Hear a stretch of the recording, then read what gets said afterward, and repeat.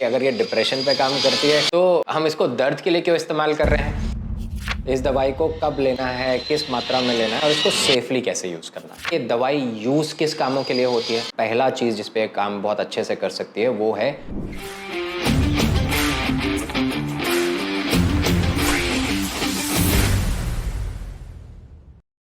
अगर आप लंबे समय के दर्द से परेशान हैं तो ऐसा हो सकता है कि दवाई जिसके बारे में आज हम बात करने वाले हैं वो या तो आप ले रहे हो या आपको प्रिस्क्राइब की गई हो। इस दवाई का नाम है डुलोक्सिटिन। कई जगहों पे इसको सिम्बाल्टा भी कहा जाता है। दवाई तो लोग लिख देते हैं लेकिन वो ये नहीं बताते हैं कि ये काम कैसे करेगी या इससे हमें एक्सपेक्ट क्या करना है या इससे हमें क्या फायदा मिल सकता है। और जब ये जानकारी पूरी तरीके से ना दी जाए तो ये जानकारी का अभाव कभी कभी जो है हमारे लिए डेट्रीमेंटल साबित होता है। तो इसी पर्पज से हम ये वीडियो बना रहे हैं ताकि आप इस दवाई को अच्छे से समझ पाएं, इससे क्या फायदा हो सकता है, ये काम कैसे करती है, हमें क्या एक्सपेक्ट करना है, सेफ्टी के लिए क्या क्या प्रिकॉशंस लेनी है, ताकि आप ये डिसाइड कर पाएं कि आपको ये दवाई लेनी है या नहीं लेनी है। मैं डॉक्टर आमोद एक एक्रेडिटेड और क्वालिफाइड पेन स्पेशलिस्ट हूँ। मैं दिल्ली में इंटरनेशनल पेन सेंटर पे काम करता हूँ। तो चलिए let's dive in and learn more about this medicine duloxetine और सिम्बाल्टा। पहला सवाल ये उठता है कि ये दवाई है क्या और ये काम कैसे करती है, यानी कि डुलोक्सिटिन क्या है। अगर मैं आपसे सच बोलूँ तो डुलोक्सिटिन एक एंटी डिप्रेसेंट दवाई है। तो अब ये सवाल आप पूछेंगे कि ये अगर ये डिप्रेशन पे काम करती है तो हम इसको दर्द के लिए क्यों इस्तेमाल कर रहे हैं। बहुत सारी दवाइयाँ बनती किसी और काम के लिए हैं लेकिन इस्तेमाल और बहुत सारे कामों के लिए होती है। तो ये दवाई हमारे नर्वस सिस्टम में काम करती है और ये बिलोंग करती है एक क्लास को जिसे हम बोलते हैं SNRI, यानी कि serotonin and norepinephrine reuptake inhibitors. मोटे तौर पे सेरोटोनिन और नॉरएपिनेफ्रिन दो केमिकल हैं जो हमारे नर्वस सिस्टम इंक्लूडिंग ब्रेन में होते हैं और ये दवाई इन केमिकल्स का लेवल जो है वो बढ़ा देती है और इस लेवल के बढ़ने से हमें जो पेन जो हमारा जनरेट हो रहा है उसको फाइट करने में मदद मिलती है और हमारा दर्द जो हमें महसूस होता है वो कम महसूस होने लगता है। लेकिन इस दवाई को काम करने में समय लगता है क्योंकि ये सारे प्रोसेस में लेवल बढ़ने में काम करने में समय लगता है। कभी कभी ये समय लंबा भी हो सकता है, 2 हफ्ते, 4 हफ्ते या कभी कभी 6 हफ्ते भी। तो ये बात आपके लिए जानना जरूरी है कि इसको एक दिन खा करके अगर आप एक्सपेक्ट कर रहे हैं कि आप बिल्कुल ठीक हो जाएंगे तो ऐसे होने की संभावना थोड़ी कम है। तो इसको एडिक्वेट समय के लिए ट्रायल देना जरूरी है। तो अब अगला सवाल ये उठता है कि ये दवाई यूज किस कामों के लिए होती है। जैसा कि हमने बताया ये नर्वस सिस्टम पे काम करती है। तो पहला चीज जिसपे काम बहुत अच्छे से कर सकती है वो है nerve related pen. Nerve related pen किस तरह का, जैसे हर्पीज जोस्टर के इन्फेक्शन के बाद आता है, जैसे अगर कीमोथेरेपी के बाद नसों का डैमेज हो तो वो जो दर्द आता है जिसे हम न्यूरोपैथी कहते हैं वैसा वाला दर्द, जैसे कि डायबिटीज में अगर नसों का डैमेज हो उसमें जो दर्द आता है उस दर्द में, तो नसों के दर्द में ये ज्यादा कारगर रहती है।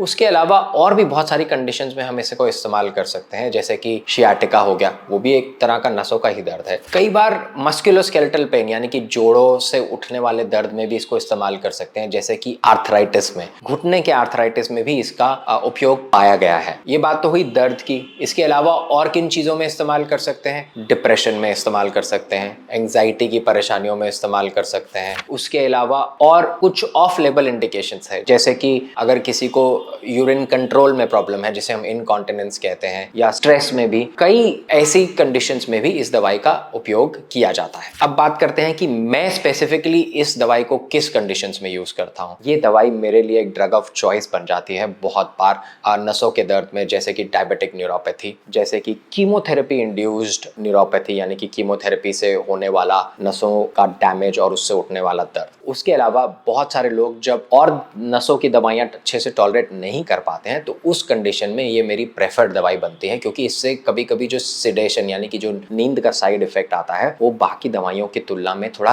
कम रहता है। और उसकी वजह से खास करके बूढ़े लोगों में अगर उनको गिरने का डर हो, ऐसी वाली चीज़ों में साइड इफेक्ट्स थोड़े हमें कम देखने को मिलते हैं। और जो स्पेसिफिक कंडीशंस जिसमें मैंने इसका खास फायदा उठाया है वो हैं कंडीशंस लाइक फाइब्रोमैल्जिया या क्रॉनिक लो बैक पेन, जो और चीज़ों में रिस्पॉन्ड नहीं कर रही है और दवाइयों से। तो अगला सवाल हमारे लिए ये उठता है कि इस दवाई को कब लेना है, किस मात्रा में लेना है और इसको सेफली कैसे यूज करना है। तो डुलोक्सिटिन नॉर्मली एक कैप्सूल फॉर्म में आती है और अलग अलग स्ट्रेंथ्स में मिलती है, 20 मिलीग्राम, 30 मिलीग्राम, 40 मिलीग्राम, 60 मिलीग्राम, तो अलग अलग स्ट्रेंथ्स होती है। और दूसरी चीज, कभी कभी ये और दवाइयों के साथ कॉम्बिनेशन में आती है, जैसे कि प्रीगैबलिन के साथ या मिथाइल कोबालामिन के साथ। तो आप कौन सी दवाई ले रहे हैं ये बहुत जरूरी है आपके लिए जानना। इसके अलावा सेम दवाई डिफरेंट रिलीज प्रिपरेशंस में आती है, यानी कि एक तरह की रिलीज प्रिपरेशन हो गई, मैंने अभी ली, अभी काम करेगी। करेगी। दूसरी तरह की रिलीज प्रिपरेशन हुई, मैंने अभी ली, वो बॉडी में जाने के बाद स्लो रिलीज होगी ताकि वो लंबे समय तक काम करे। और तीसरी तरह की जो इसकी प्रिपरेशन आती है, गैस्ट्रो रेजिस्टेंट प्रिपरेशन, यानी कि जब हम दवाई लेते हैं और वो पेट में जाती है तो वहां पे जो एसिड होता है उससे वो डिस्ट्रॉय ना हो और हमारा जो डाइजेस्टिव सिस्टम है उसमें वो धीरे धीरे रिलीज होती रहे। तो इस दवाई का या इस प्रिपरेशन का खास एडवांटेज ये रहता है कि एक तो ये गैस्ट्रिक साइड इफेक्ट्स थोड़े कम करती है, दूसरी इसकी एब्जॉर्प्शन कंसिस्टेंट रहती है और इसकी वजह से जो साइड इफेक्ट्स आते हैं वो हमारे लिए कम हो जाते हैं।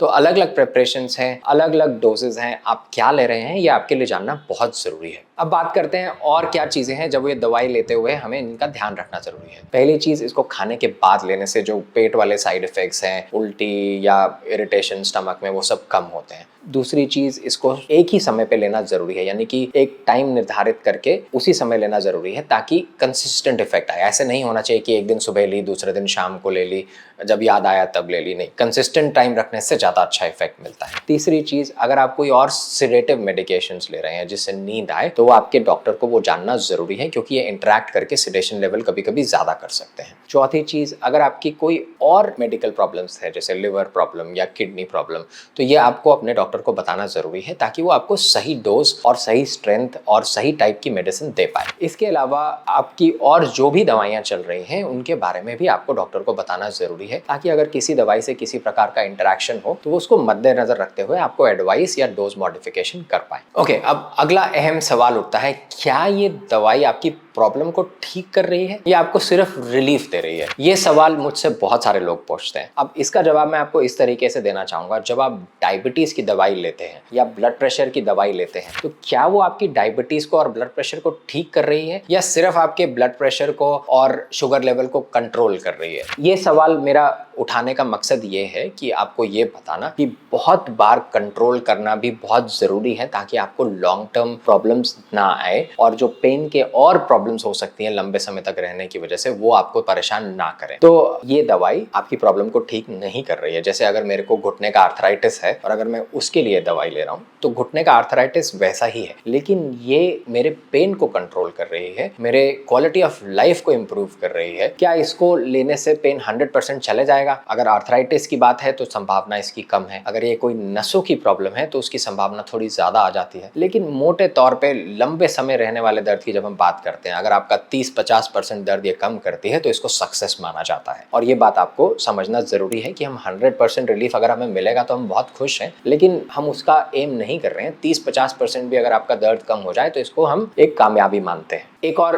अहम भाग, क्या इससे हमारा कोई ऑर्गन डैमेज होता है, लिवर, किडनी? ये सवाल मुझसे बहुत कॉमनली पूछा जाता है और बिल्कुल सही सवाल है, क्योंकि ये दवाइयां या ऐसी दवाइयां हमें बहुत बार लंबे समय के लिए लेनी पड़ती है। तो अगर वो हमारे शरीर को नुकसान पहुंचाए तो हमें उनके बारे में जानना बहुत जरूरी है। इस दवाई से लिवर, किडनी की डैमेज होने की संभावना बहुत कम है और इसकी आपको चिंता ज्यादा करने की जरूरत नहीं है। हाँ, लेकिन अगर पहले से ही किसी को ये प्रॉब्लम है, खास करके सीवियर लिवर या किडनी डिसफंक्शन है, तो ऐसी स्थिति में इन दवाइयों की डोज को मॉडिफाई किया जाता है और बहुत रेयरली कभी कभी हम अवॉइड भी करते हैं, लेकिन ज्यादातर लोगों में डोज मॉडिफिकेशन से ये सेफली ली जा सकती हैं और इससे आगे डैमेज होने की संभावना बहुत कम है। अब अगला सवाल यह है कि किस तरह की प्रिपरेशन और किस डोज में ली जाए और कितनी बार ली जाए। जैसा कि हमने पहले भी बात करी, अलग अलग स्ट्रेंथ्स आती हैं। ज्यादातर ये दवाई दिन में एक बार ली जाती है, कभी कभी दिन में 2 बार भी डिवाइड करके दी जाती है। क्या कंडीशन है, कितनी सीवियर है, उसके हिसाब से और भी बहुत सारी चीजें, जैसे कि आपकी जनरल हेल्थ कैसी है, उम्र क्या है, दवाइयां कैसे टॉलरेट करते हैं, इन सबको देख करके डोज डिसाइड की जाती है। कम डोज पे शुरू करके धीरे धीरे उसे बढ़ाया जाता है ताकि आपकी बॉडी को अडेप्ट करने का टाइम मिले और साइड इफेक्ट से ज्यादा परेशान आप ना हो। और साथ ही साथ अगर लो डोज में ही असर आ जाए तो फिर इंक्रीज क्यों करना है। तो कम से कम डोज जो आती है वो 20 की आती है और इसको मैक्सिमम हम 120 मिलीग्राम पर डे तक लेके जाते हैं। और ज्यादातर लोगों में मैंने देखा है दर्द के लिए 90 तक में आराम आ जाता है अगर आना होता है तो। कभी कभी हम इससे ज्यादा भी इस्तेमाल करते हैं, जैसा मैंने बोला 120 मिलीग्राम तक। फाइब्रोमाइल्जिया जैसी कंडीशंस में ये दवाई, इसका एक एक्स्ट्रा उपयोग हो सकता है। 12 साल से नीचे ये लाइसेंस नहीं है और उससे ऊपर यानी कि यंग एडल्ट्स में भी थोड़ा सा कॉशन रख करके इस्तेमाल किया जाए तो अच्छा रहता है। लिवर, किडनी की हमने पहले ही बात कर ली, कम डोज से शुरू करना है और आपके डॉक्टर को आपकी प्रॉब्लम के बारे में पता होना चाहिए। अगला विषय जो बहुत कॉमनली मुझसे पूछा जाता है कि साइड इफेक्ट्स क्या है, डॉक्टर साहब ये दवाई लेने से क्या क्या परेशानी हो सकती है, लिवर किडनी डैमेज तो अलग हो गया, उसके अलावा और क्या हो सकता है। तो सबसे कॉमन जो हम साइड इफेक्ट्स देते सकते हैं वो आपके डाइजेस्टिव सिस्टम से रिलेटेड होते हैं, यानी कि उल्टी लगना जिसे हम नॉजिया वॉमिटिंग कह सकते हैं, या गैस्ट्राइटिस, पेट में जलन, एसिडिटी, ऐसी वाली प्रॉब्लम्स, इसलिए हम इसको खाने के बाद लेना पसंद करते हैं। उसके अलावा थोड़ा सा नींद, अब नींद एक अलग विषय है, कई लोगों में ये दवाई ज्यादा नींद देती है और कई लोग सो नहीं पाते हैं। इसलिए जब भी मैं ये दवाई शुरू करता हूँ मैं पहले तो उसको नाइट टाइम डोज पे ही शुरू करता हूँ, लेकिन अगर किसी को इंसोम्निया हो यानी कि नींद आने में प्रॉब्लम हो इस दवाई की वजह से तो मैं इसको फिर चेंज करके दिन में इस्तेमाल करता हूँ। तो नींद में इफेक्ट दोनों तरफ हो सकता है। उसके अलावा थोड़ा सा कॉन्सेंट्रेशन में फर्क, थोड़ा सा मेंटल फॉग, थोड़ा सा स्लो डाउन, ऐसी चीजें हो सकती है। लेकिन ऐसी और दवाइयों में अगर हम कंपेयर करें जो नसों पे काम करती हैं, प्रीगैप्लिन, गाबापेंटिन और तरह के एंटी डिप्रेसेंट्स, उन सब से अगर हम कंपेयर करें तो इसमें ऐसा थोड़ा कम देखा जाता है। इसीलिए मैंने बोला कि ये जो लोग ज्यादा सेंसिटिव होते हैं उनमें ये ज्यादा इस्तेमाल करने में हमें आसानी मिलती है। कभी कभी इसका मुंह का सूखना या चक्कर आना, ऐसी चीजें देखी जाती है। या कई लोगों में अगर वो एकदम से उठें यानी कि लेटे हुए हैं और एकदम से खड़े हो जाएं तो उसकी वजह से थोड़ा डिजीनेस आ सकता है। और साइड इफेक्ट्स की बात करें तो वो थोड़े रेयर होते हैं। और साइड इफेक्ट्स जैसे कि दवाई की लत लगना, या फिर कोई रैशेस जैसी प्रॉब्लम आना, या फिर सोडियम का लो होना। कई लोगों में मैंने देखा है उनकी सेक्सुअल ड्राइव पे भी इफेक्ट पड़ सकता है, क्योंकि बहुत रेयरली, मतलब 100 में से हम मान लेंगे 1 या उससे भी कम लोग वापस आके ऐसा बोलते हैं। तो ऐसा होने पे इस दवाई को कम करने से या बंद करने से वो सब नॉर्मल हो सकता है। ऑल्टरनेटिवली हमने ये भी देखा है जिन लोगों में पेल्विक पेन रहता है उसमें अगर हम ये दवाई इस्तेमाल करें तो बहुत लोगों को दर्द की कमी होने की वजह से या दर्द में रिलीफ आने की वजह से उल्टा इफेक्ट भी देखने को मिलता है, मतलब कि वो अपनी सेक्सुअल लाइफ को नॉर्मल की तरफ भी ले जा पाते हैं। तो ये दोनों तरफ जा सकता है। प्रॉब्लम किस वजह से हो रही है ये भी हमारे लिए जरूरी हो जाता है। बहुत रेयरली हमने देखा है किसी को बुरे ख्याल आना या ऑड ख्याल आना, या उसको सिवियर मूड डिस्टर्बेंसेस होना, या कोई सिवियर एलर्जिक रिएक्शन हो या कोई सिवियर रिएक्शन हो, तो जरूरी रहता है इसको इमीडिएटली बंद कर दिया जाए। बाकी सब कंडीशंस में अगर हम इस दवाई को छोड़ना चाहें या बंद करना चाहें तो हम धीरे धीरे स्लोली इसको टेपर करके यानी कि कम करके उसके बाद बंद करते हैं। और जनरल एडवाइस ये रहता है कि इसको एकदम बंद ना किया जाए। एक और साइड इफेक्ट जो कि बहुत ज्यादा कॉमन नहीं है लेकिन उसके बारे में जानना जरूरी है, उसे हम कहते हैं सेरोटोनिन सिंड्रोम। अगर 2 दवाइयां मिल करके इस केमिकल सेरोटोनिन का लेवल बहुत ज्यादा कर दें तो उसकी वजह से हो जाता है सेरोटोनिन सिंड्रोम। अब इस कंडीशन में एक तरह का आप समझ सकते हैं कि सब कुछ एग्रवेट हो गया, यानी कि जैसे हार्ट रेट बहुत बढ़ जाएगी, या किसी को स्वेटिंग होने लगेगी, ट्रेमर्स होने लगेंगे, सिवियर नॉजिया वॉमिटिंग होने लगेगा। एक तरीके से एक एजिटेशन की स्टेट हो जाती है और कभी कभी ये ड्रग इंटरेक्शंस की वजह से होती है। और अगर ऐसा हो तो जरूरी है कि आप उसी समय मेडिकल हेल्प लें और इस दवाई को बंद कर दें। इसीलिए इसके बारे में जानना जरूरी है। हालांकि क्लिनिकली ये इतना कॉमनली नहीं देखा जाता है। तो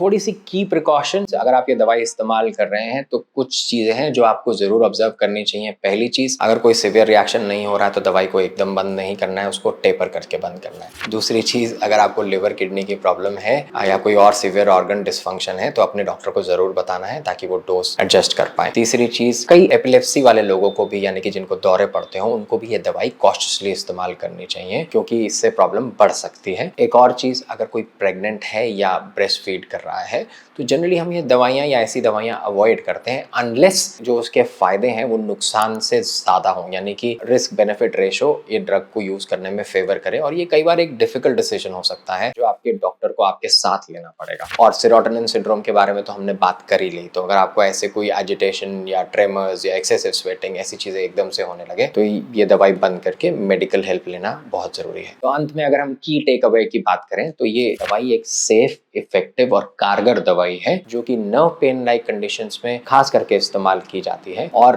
क्रॉनिक पेन यानी कि लंबे रहने वाले दर्द में इसका एक इंपॉर्टेंट रोल है आपकी क्वालिटी ऑफ लाइफ को प्रिजर्व करने में, आपके दर्द को कम करने में बिना किसी ज्यादा आपको हार्मफुल इफेक्ट्स दिए हुए। And please adhere to your doctor's advice when you are taking this medicine and comply with all the instructions he is given to you. But जैसा कि मैंने पहले भी बोला, अपनी दवाई को अगर आप समझेंगे तभी ये सब चीजें आप मॉनिटर कर सकते हैं, अपनी एक्सपेक्टेशंस को रियलिस्टिक रख सकते हैं और तभी हम इन सब चीज़ों को इफेक्टिवली यूज़ करके आपको इफेक्टिव रिलीफ दे सकते हैं। तो मुझे उम्मीद है कि ये सारी इन्फॉर्मेशन आपके लिए यूजफुल रही होगी और ऐसी ही और बहुत सारी इन्फॉर्मेशन के लिए हमसे जुड़े रहिएगा। This is doctor Amod Manocha from international pain centre signing off. Thank you.